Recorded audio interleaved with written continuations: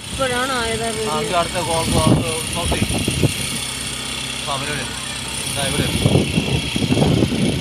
ഈ മഴയെ കണ്ടിട്ട് അപ്പുകാർ താത്ത് വെച്ചിട്ടു ഇങ്ങനെ വെച്ചിട്ടു ഇങ്ങനെ വെച്ചു